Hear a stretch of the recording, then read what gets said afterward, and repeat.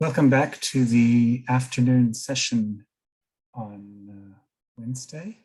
Our next speaker is Walter Goldberger from Yale, and he'll tell us about inelastic black hole scattering from effective field theory. Please, Walter. Okay, so hopefully you can see my slides and you can hear me. That's all working. Let me begin by again thanking the speakers for inviting me to Amplitudes to be able to talk. It's based on a series of papers written over the last year and a half or so, mostly in collaboration with Ira Rothstein.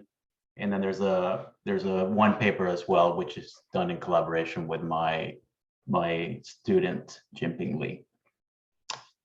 And so the title of the talk is Inelastic Black Hole Scattering. So let me first start by defining what I mean by inelastic. I'm not talking about scattering of, let's say, two black holes, and then there's also gravitational radiation produced in the final state. That's not the type of thing that I will be discussing in this talk. There have been talks at this meeting on that topic, and there will be some more talks on this. Rather, what I mean by inelastic scattering is the effects of the black hole horizon on processes involving black holes. Let's say two black holes that are scattering at a high energy, or a pair of black holes that are in some sort of bound state. And so this is what I mean by inelastic, and it's inelastic in the sense that the initial black holes and the final black holes don't necessarily have to have the same mass. The types of effects that I'm going to be discussing, you could break it up into classical and quantum. And so by the classical effects are things like how is the dynamics of two classical black holes affected by the fact that the horizons absorb energy and angular momentum and so on. So how do you take that into account when you're solving for the evolution of these systems? And here the motivation is modeling of gravitational wave sources, which sort of has emerged as one of the thrusts also of the amplitude community. People in amplitude world have been developing more and more sophisticated methods for treating these sort of systems in an expansion, in a perturbative expansion, the so-called post-Minkowskian expansion, and its close analog, the post-Newtonian or non-relativistic limit. So that's one sort of motivation for this talk.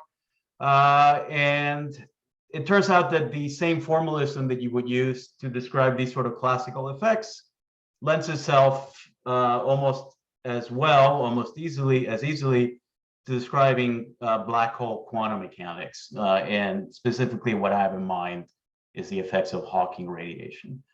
So in the quantum regime, if I get to it, if I have time, I'll talk about basically new effects in perturbative quantum gravity that are calculable, yet are slightly beyond the regime of the usual perturbative expansion in treating gravity as an effective field theory in the usual I don't know, loop expansion involving gravitons. So roughly speaking, that's my motivation, and I'm not able to move forward for some reason. Okay, there, it moved forward. So that's the motivation, and so I should, before I get started, say where the types of methods that I will be discussing are applicable. So the first thing is that our black holes will be assumed to be semi-classical, meaning that the mass is much bigger than the Planck scale, And unfortunately, because of technical difficulties, I don't have a pointer, but there is my definition of the Planck scale in terms of G Newton. So the Schwarzschild radius of the black hole is assumed to be very large compared to the Planck length. The other assumption that I make is that the typical scales in the problem, either momentum transfers Q or the typical distance scales in the problem, so the distance scales are assumed to be larger than the Schwarzschild radius of the black hole, and also much bigger than the Planck length. So in some sense, the black holes can be treated as being approximately point-like in this limit.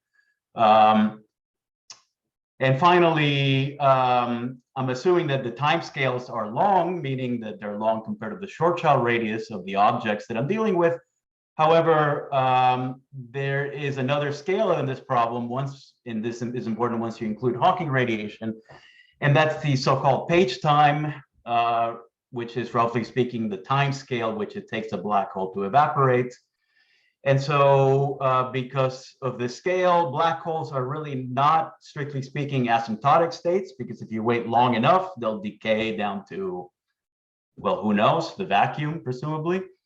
And so I have to assume, in order for my calculations to be valid, that I'm at scales, distance scales or time scales that are short compared to that. And so at the bottom of the slide, it's sort of, I give you the window of the regime in which my calculations are reliable.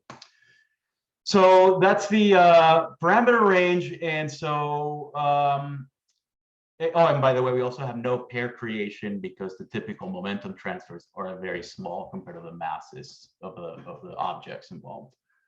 So we're dealing, therefore, with approximately point-like black hole, and we have a fixed number of such objects in the system, meaning that if you have, let's say, 2 of them in the initial state, you'll also have 2 in the final state.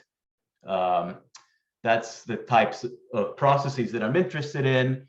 And in this limit, I can describe the system basically as a point particle by a world line. And so the degrees of freedom that describe the black hole are a center of mass coordinate, x mu, that tells you where this thing is moving through space-time, and that's well defined in the point particle limit. There's also a local frame that's carried by the black hole that describes spin that will play a role in the last part of the talk. And then, as you do in any effective theory, there's also, of course, the metric. I'm assuming that I have these things are coupled to gravity, and so then what you do is, in order to describe this system systematically, you write down an effective Lagrangian, which is consistent with all the symmetries in the problem, as you would do in any other effective theory. So here we have diffeomorphism invariance, world line reparameterizations of the parameter along the world line. And then the rule is you write down all the terms consistent with that. Of course, there's an infinite number of such terms.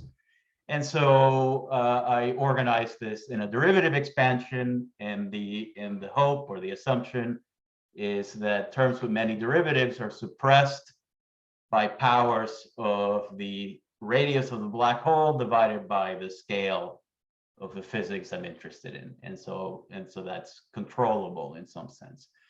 So if you do this, the Lagrangian that describes the particles, or the system rather, is the gravitational Lagrangian. So I just take that to be Einstein-Hilbert in this talk. And then there's a Lagrangian for the black holes, for each black hole in the system, which is a point particle theory. So it's the usual ND tau term. And then you have a series of, I'm going to call them operators, terms in the Lagrangian, involving the curvature. And so it turns out that after you account for the possibility of field redefinitions and so on, the leading terms come in at quadratic order in the Riemann curvature. And it's sort of conventional in 4 dimensions, or convenient in 4 dimensions to split the curvature into the so-called electric part of the Riemann tensor and the magnetic part, which are defined towards the bottom of my slide. So the leading terms are, well, the leading term is md tau, and then you have e squared and b squared. I am assuming that parity is conserved. Otherwise, an e dot b term is also possible, but I'll ignore that in this talk. And in 4 dimensions, e squared and b squared, and assuming parity, e squared and b squared are the only leading terms that you can write down. All the other terms are removable by field redefinitions, or are equivalent to these two by field redefinitions. If the leading term in the Lagrangian gives you geodesic motion, adding these non-minimal couplings encodes deviations from geodesic motion, and therefore tidal interactions or tidal response of the background.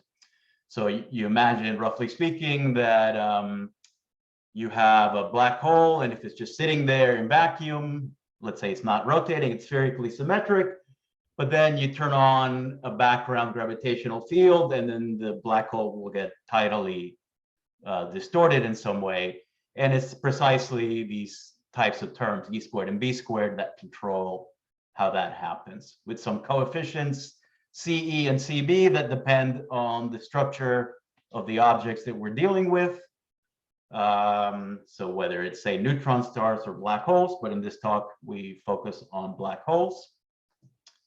And so the question is, how do these coefficients scale? And by basically a dimensional analysis argument that I don't have time to explain in detail here, these finite size, leading finite size coefficients are generically, for both relativistic objects as well as non-relativistic objects, are known. The coefficients scale like the radius of the 5 over Newton's constant.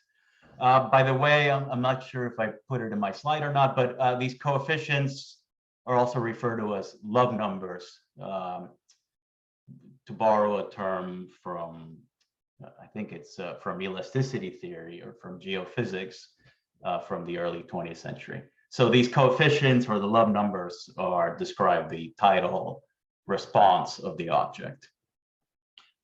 It's been known through the work of several groups now for 10 years that for the case of a Schwarzschild black hole in 4 dimensions, at least these leading coefficients, e squared and b squared, the love numbers are known to be 0. So at least at the level of the Lagrangian, there is no quadrupolar tidal response. So this is a statement that is now understood to be true. And why these coefficients should be 0 rather than some number of order r to the 5 over g Newton, I'm not sure there's yet a great answer to that, but in recent months, a few months ago, 2 groups suggested that perhaps there's some internal symmetry that explains why these coefficients are 0 for the case of a black hole. The calculation was done originally for non-spinning black holes, but it was also done recently for the case of spinning black holes, and there the conclusion is the same. These sort of local terms that describe the response of a black hole are 0 even for the spinning case. So, and perhaps the symmetry, if this symmetry is really what explains the black hole love numbers vanishing, perhaps also explains, well, the whole series of terms are equal to 0. So in this sense, it seems that black holes are essentially equivalent to point particles. They have no internal structure, but that's not really the case in the real world because there's the horizon, and the horizon the presence of the horizon introduces physics that's not captured in the types of terms that I wrote down. The types of terms that I wrote down lead to conservative dynamics. They don't allow the mass of the object to change due to interactions. Energy is conserved in the usual sense. Yet we know that there is this sort of dissipation in real black holes. And then the question is, how does one include it in the formalism? So in particular, it's not encoded in these E squared or B squared love number operators. You have to do something else. You have to add something to the theory to describe such processes. So you have to add to the theory something that accounts for the fact that, let's say, energy is being absorbed at the horizon, or even for neutron stars, a neutron star can be viewed at long distances as a fluid with some viscosity. And so even in the neutron star case, there should be some source of dissipation. So what we're missing is basically a bunch of low frequency modes that should be part of the theory that are there to absorb radiation or et cetera. And they have not been included so far. Now, it will be incredibly painful to have to do this, to keep track of these modes explicitly, to put them in. And so what I will propose is to deal with them in a way that's model independent, And the idea is that we're going to treat the black hole or any other sort of compact object in the dynamics the same way that we would treat some complicated atom. So let's say, well, we know what the atom is made of, but we don't know how to solve the Schrodinger equation for the system. It's complicated. But in the long wavelength limit, we know that the atom couples to electric fields or magnetic fields through the multiple expansion. And so there's some operator for the atom, some dipole operator, some composite operator made out of electron degrees of freedom.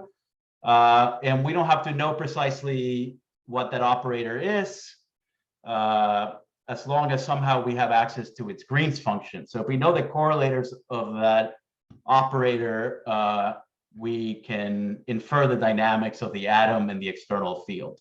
And so the words I just said will apply also to gravity. And so the analog, the gravitational analog of the dipole interaction are these sort of dynamical quadrupoles, QE and QB, that couple to the curvature. So that's what I'm introducing. And then the claim is, if I know the correlation functions of these operators, I know how to include the effects of dissipation in the dynamics. So to see how that works, let's consider graviton absorption by the black hole. So we'll imagine that we have a black hole sitting there and it's absorbing long wavelength gravitons. So you shoot in a bunch of gravitons at the thing. And then you use this effective Lagrangian to calculate the absorption amplitude using standard methods from quantum mechanics.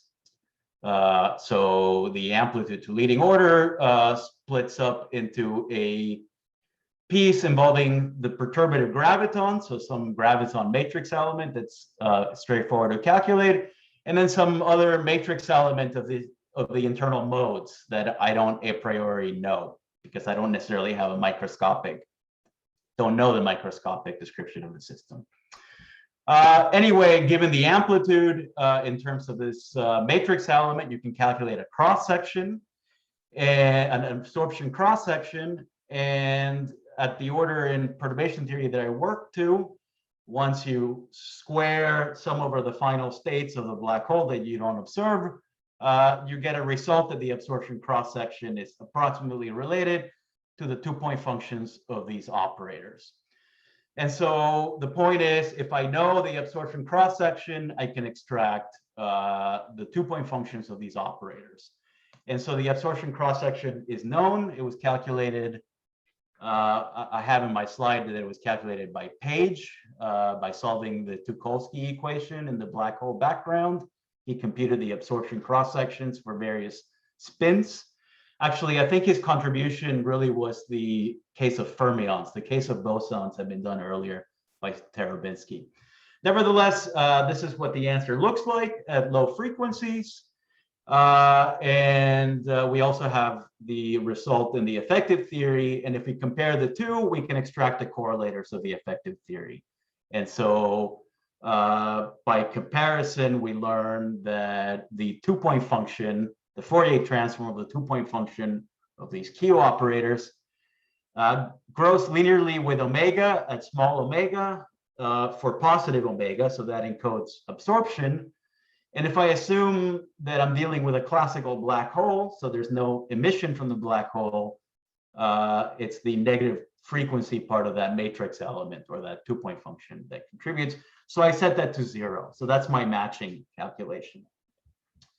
So now I know the two-point functions, and so what? Well, the point is, now that I know them, I can use them to calculate other observables. For instance, what happens when I have two black holes interacting through even off-shell graviton emission, and I can do that calculation in terms of the same two-point functions that I extracted in the one-body sector.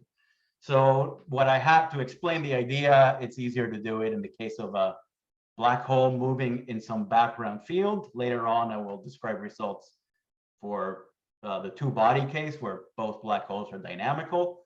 But let me first do a black hole moving in some background field. And so here is the action for that system. It's the point particle action that we wrote down earlier, enhanced by the addition of these sort of internal modes in the way that I described in the previous slides. And so I can now calculate an action for the mechanical degrees of freedom by integrating out the internal modes. Turns out that the right language for doing that, in this case, we're solving an initial value problem. We're doing mechanics. We have some incoming objects and we want to know how they evolve. So it turns out that the right description of this is using the Schwinger-Keldysh or in path integral. I don't have a lot of time to describe it, but basically it's this contour where rather than going from some fixed in state to an out state, you double back in time. And so you look at matrix elements at expectation values between initial states and initial states. So using this Schwinger-Keldysh action, I can compute an effective action obtained by integrating out the internal modes. And then I can vary this action to obtain classical equations of motion. So they look something like this, where the effects of the internal modes are encoded in these expectation values that appear here. So these are expectation values in the presence of the external field. They are the induced moments of the black hole due to the external gravitational field. And so these moments are related to the, or these induced moments are related to the same two-point functions that appear in the one-body sector. And so, in fact, the thing that arises due to causality is the retarded or causal Green's function. That's not quite the same as the Whiteman functions that I obtained by matching in my previous slides, but they are related to it by a dispersion relation, which I'm showing towards the bottom of my slide here. And you can think of the Fourier space retarded Green's function, if you like, as some sort of AC or dynamical love number, a frequency-dependent love number. The leading term is a constant. That's just the usual love number.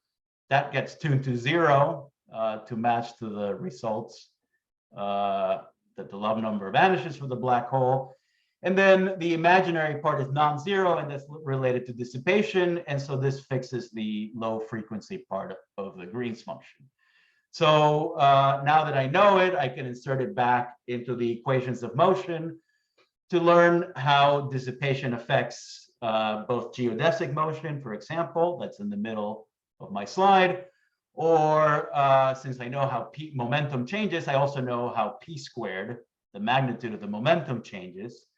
And precisely once you include dissipation, m squared, the rate of change of P squared is non-zero, and it's given by what's at the bottom of the formula, at the bottom of the slide.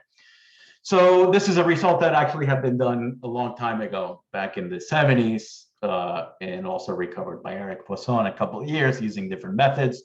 And so here's yet another method, and it agrees with the known things. So that's a consistency check. But then we can also apply the same ideas to dynamical gravity.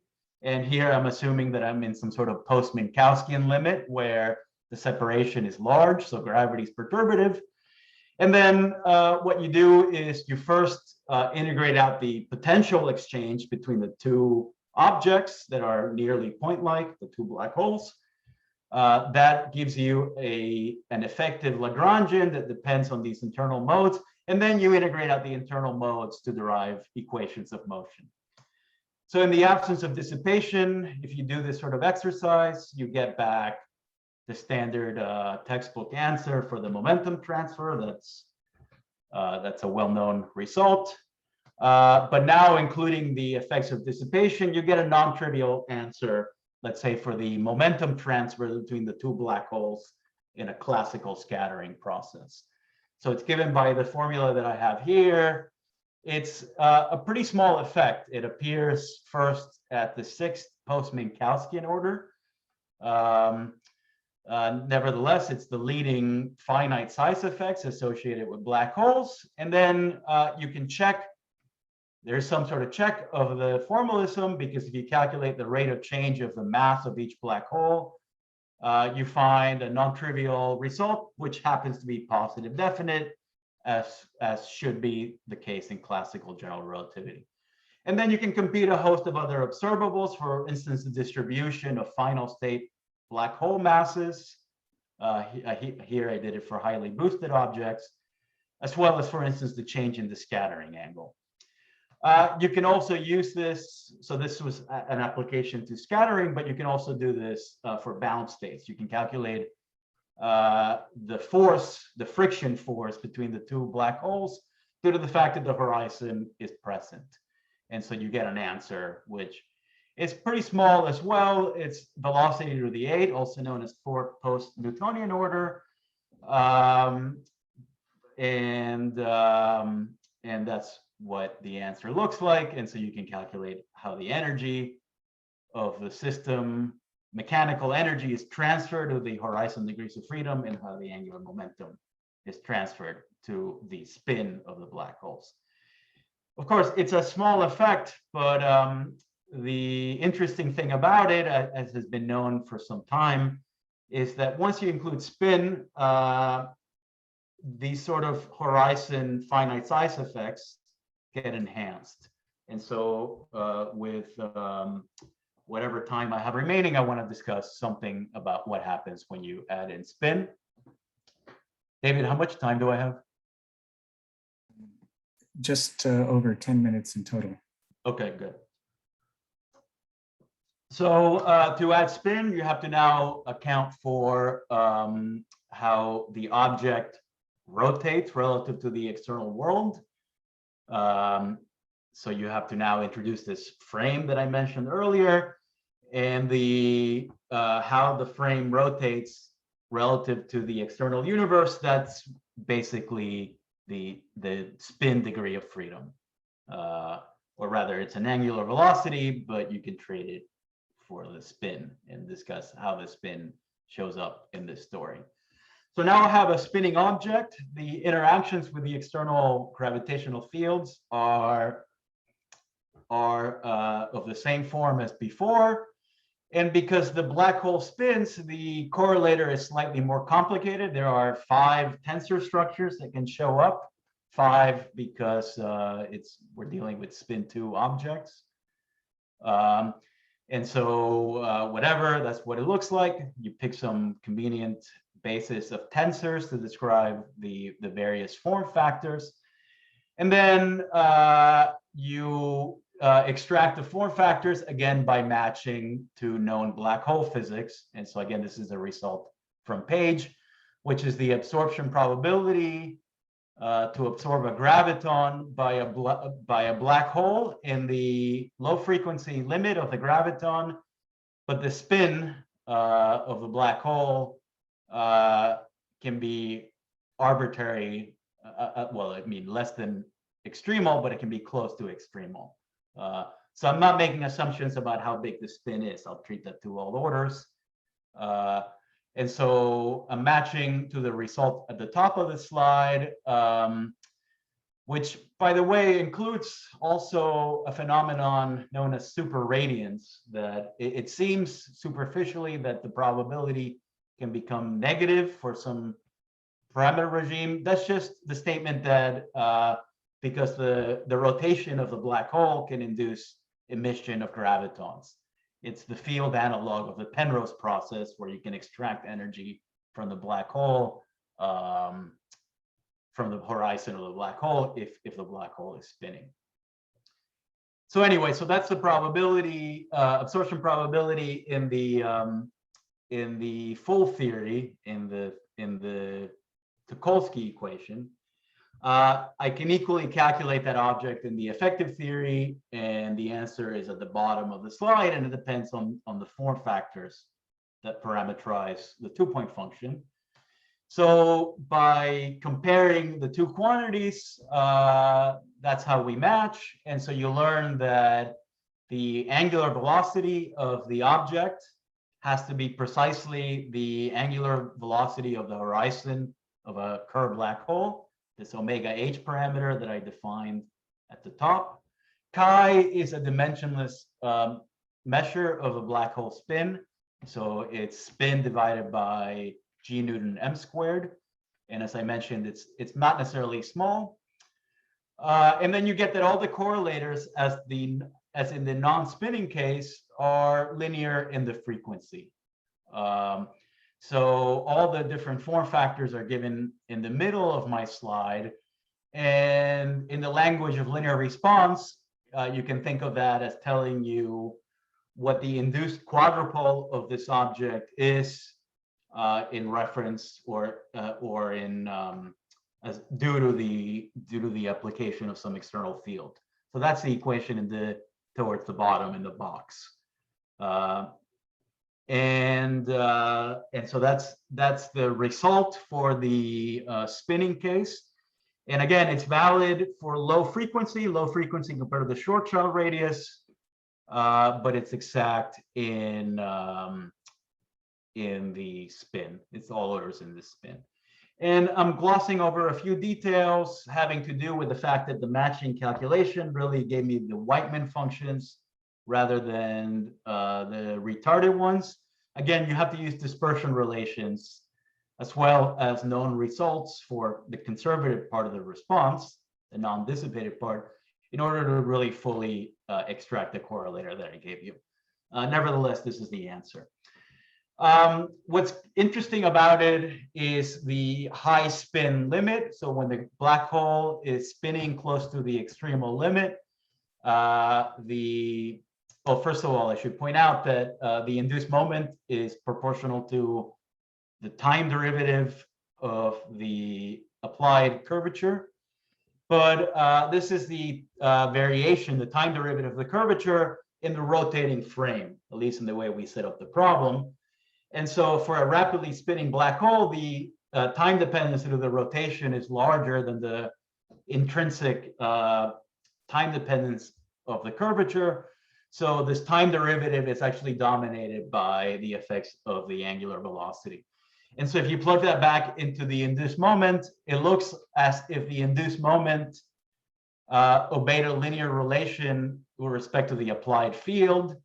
That is just so it looks like a love number, like a static love number, but that's just an artifact of the fact that we're in the rapidly spinning case. It really is a frequency dependence, but it's the frequency of rotation rather than the frequency, the typical time dependence of the field. And then that's the answer. And then the first thing you do is you check against known results. So again, you can compute the equations of motion by first computing the effective action and then varying it. You get equations that look like this. And then if you plug in the form of the correlators, you get answers for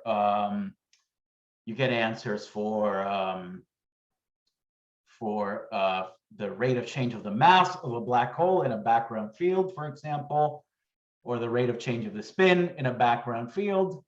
And it's interesting to do this in two limits, either the near, or you can write down nice formulas in two limits, either the order, the spin being near extremal, that's the stuff at the top, or in the small spin limit. And in both cases, the results agree with previous results, some of them only going as far back as 2016. Some of the parts of this expression were known a lot earlier. Anyway, how much, sorry? 5 minutes. Okay, I'll wrap it up soon. So that's the formalism, and as before, now we can apply it not to the case of a black hole moving in some fixed background, but rather two black holes in some sort of orbital dynamics. And the case we chose to do, rather than looking at post-Minkowskian scattering, which one could do using this framework, the case we chose to do was a bound state, or a classical closed orbit of two black holes.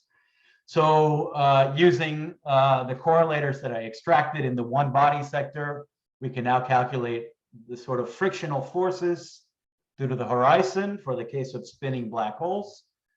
And so you get a non-conservative frictional force on the center of mass of each black hole that first arises at 5 pn order.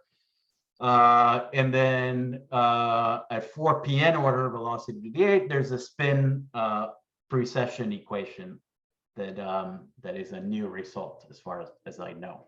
Again, two orders in the spin. And then you can also integrate these equations to figure out the rate of change or the loss of mechanical energy in the binary going into the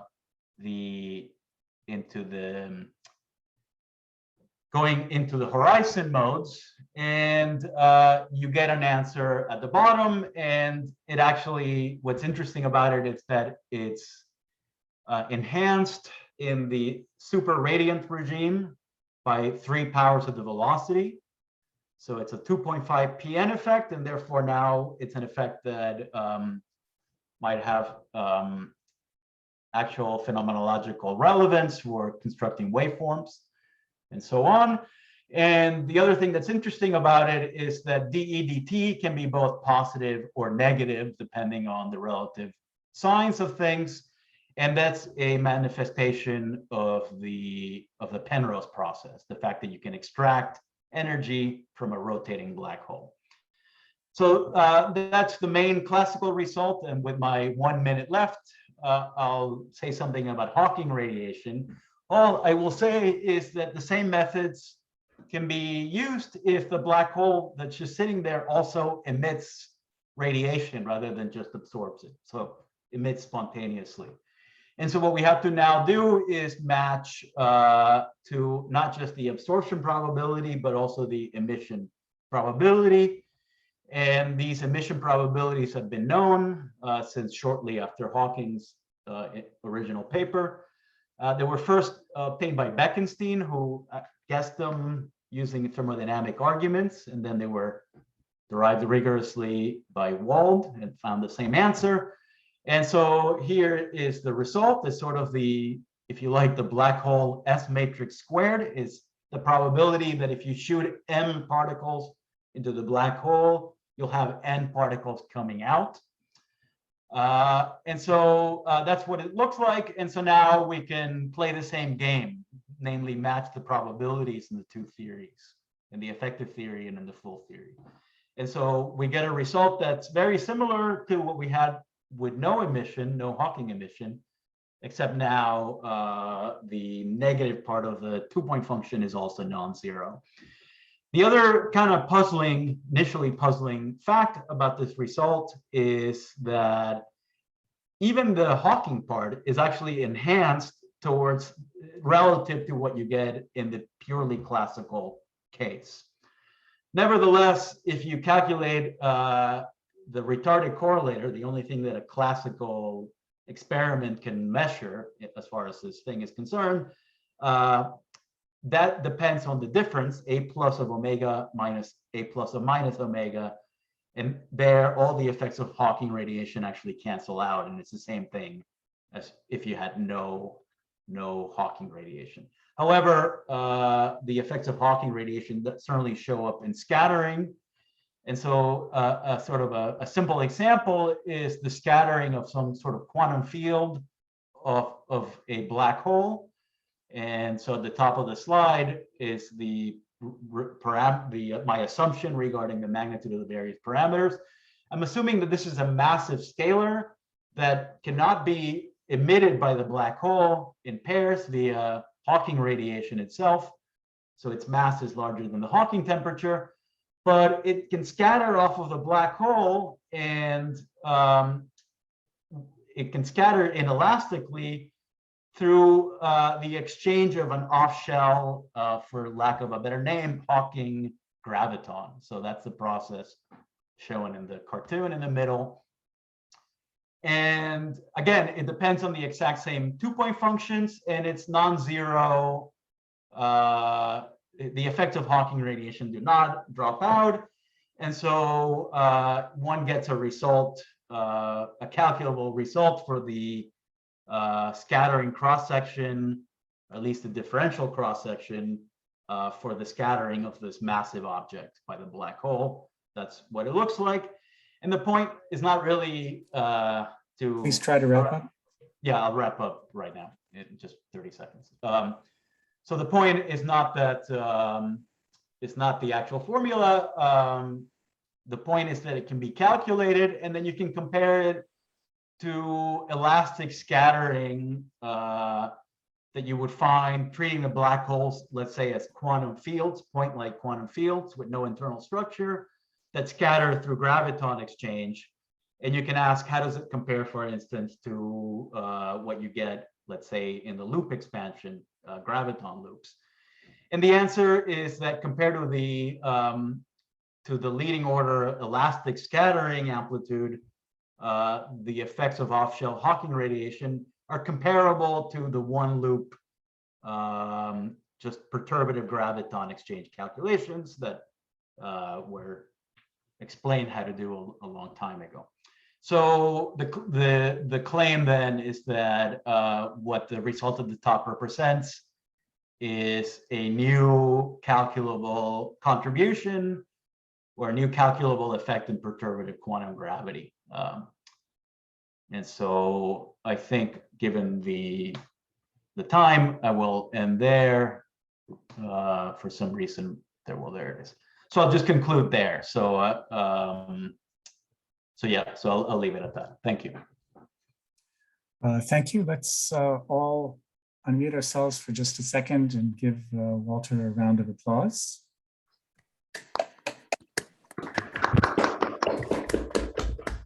Let's everyone please mute ourselves. Do we have any questions? I see one from Fabian. Please unmute yourself. Yeah, hi. Hi. Yeah, thank you, Walter, for the very nice talk.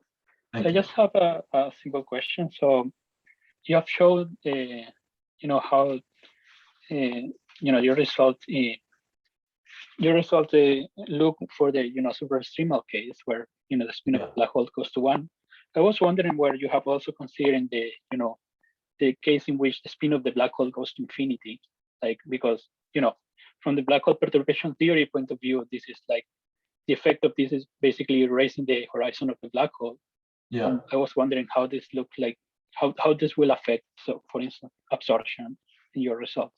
Right. So the answer is I don't know, because the results that I have available to match to. So I never claimed or did a full theory calculation here. And all the results available assume the extremality bound, presumably because you get a naked singularity if you make the spin, if you take the spin to be very large, right? So maybe formally you can make sense of those results in the very large spin limit, but it's not something that I have thought about, just because of what I said, that it's not doesn't seem to be a well-behaved object. the black hole and the very large spin limit. Does that answer your question? Yes, but Okay. at least like a point particle description. Yeah, in the point particle theory, you can do whatever you want with the spin, but the question is, so you could calculate, yeah, so in the point particle theory, you can make the spin whatever you like, but I have nothing to compare to in the full theory because of what I said, that you don't take the spin to go beyond this extremal limit. Let's move on to a question from Cha Shen. Please unmute yourself. Hey, Walter, thanks for a beautiful talk. Sure. How are you doing, Kishan? Yeah, it's good. So I just have a question that when you compute the total cross section, you can simplify the state sum by unitarity. But what if I want to consider things like the total energy where I have to weight it by energy? Could you comment on how to compute quantities like that? Sorry, at what level? So you mean the absorption cross section to match? Is that what you're referring to? Yes, yeah. And so you want me to calculate which energy? Sorry, like the total energy emitted by absorbed by the graviton, for example. Oh, so for instance, what's yeah, so you could also match in that language. In fact, I think that in our very first paper on this, we did it in that way.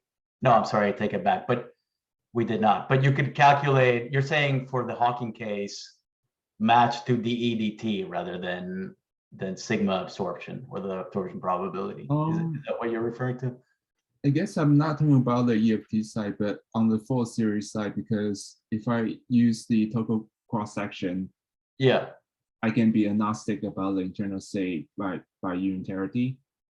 But if I want to weight it the sum by, say, the energy, okay, then how should I compute that quantity?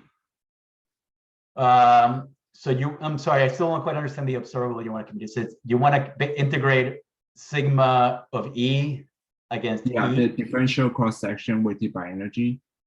Oh, so you're talking about the stuff at the end, is that right? You're talking about I think so. Yeah, I'm not sure if that's what you. Yeah, the answer is we cannot really do it because we only know the correlators at low frequency. So that translates to some limit on Q dot B on the kinematics, right? So we can't really do that in the effective theory. We cannot integrate all the way up to arbitrarily high energies because we only know the correlator up to energies of order 1 over the Schwarzschild radius. Okay, thank you. Okay, yeah, sure. Let's move on to a last question from Yorgos. Please unmute yourself. Hi, very interesting talk. Thank you. But I just wanted to ask, how realistic is the assumption that the black hole mass is much greater than the black hole, than the Planck mass? This sounds something that is not really encountered in nature. So I ask because you mentioned that the motivation is, of course, connecting to gravitational waves. But yeah, sure. But if you have a 10 solar mass black hole, that's safely, very safely larger than the Planck mass, right? 10 to the 19 GeV is it's less than a mole of hydrogen. It's less than a gram, right? So certainly the black holes that are out there in nature have masses way larger than the Planck scale. So I'm not sure that, yeah. All right, then it must have been, I must have misremembered. I had the impression that, I don't know, the Planck mass is like 10 to the 20 something solar masses, sorry. No, 10 to the 18, 19 GeV, depending on where you put the factors of pi and so on, right? So the mass of a proton is a GeV by comparison, 10 to the 23 protons. That's a mole of hydrogen, about a gram. So we're way above that. So it's a pretty, if there's anything I'm confident of in this talk, is that result. So okay, thanks a lot. Sure. Right, thank you. If there are further questions, I suggest that they be asked privately. Let's all unmute ourselves again and give Walter another round of applause.